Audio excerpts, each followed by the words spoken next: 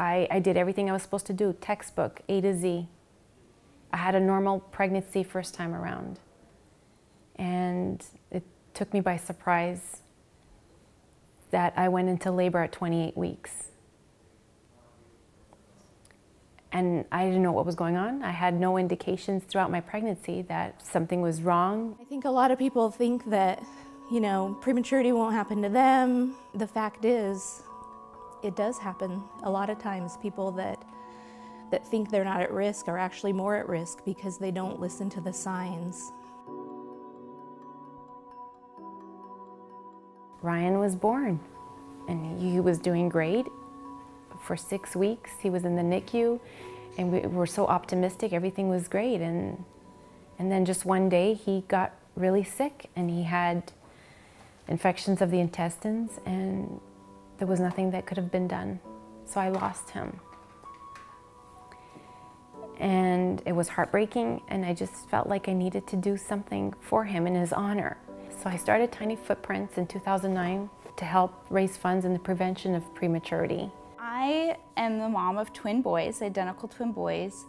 They were conceived when I was in my 20s. I was young and healthy and everything was natural. It was an easy pregnancy. When I hit 24 weeks, I started feeling some pain and ended up going into the doctor that day, and turned out my placenta had detached. They don't know why, and my kids were born that day.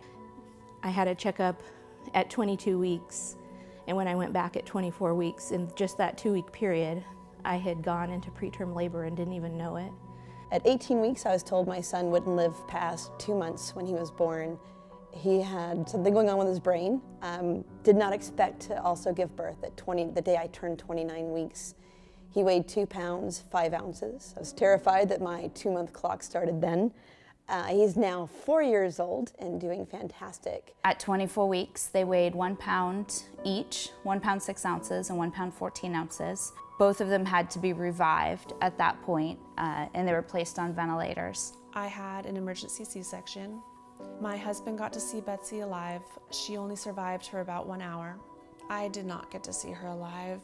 My pregnancy was great until about 24 weeks, and I started coming down with flu-like symptoms. I was in and out of the doctor's office every other day saying something felt wrong. I didn't know what it was, but something was just wrong. I didn't get to hold her until she was 12 days old, and I didn't get to see her for the first day that she was born because I was sick and I was in isolation. They didn't know what was wrong with me.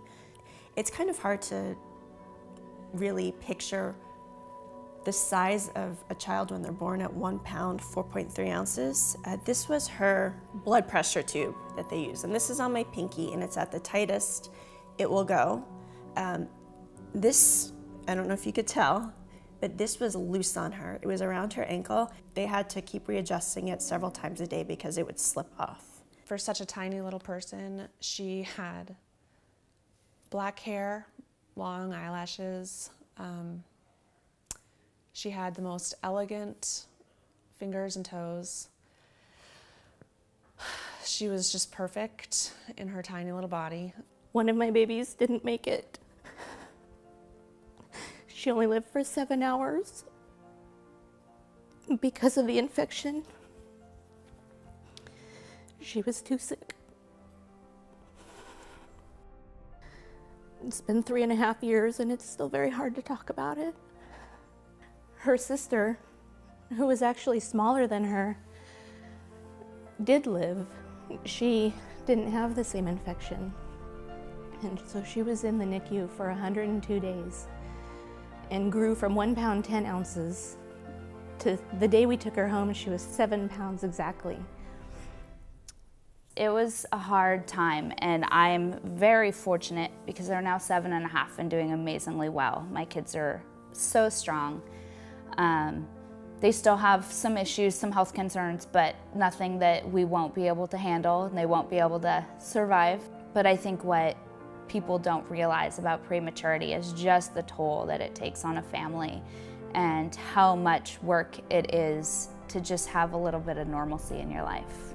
I want to raise awareness to people that It doesn't matter where you live, who you are, what you do. You have to be aware of what's going on with your body and know that if you think something's wrong, there may be something wrong and you need to go to a doctor, even if you're having regular checkups anyway, like I was. All these funds that we raise go towards GAPS, which is an organization that does the research for prematurity and stillbirth. It's because of the research and the funding that other organizations have done into prematurity and stillbirth that my daughter is where she is today. And that's why I joined Tiny Footprints Guild.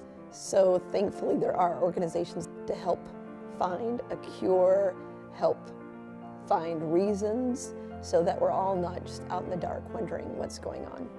I believe through research efforts, solutions will be found to prevent future babies from being born from this dreadful crisis. Moms, dads, families want to be able to take their babies home.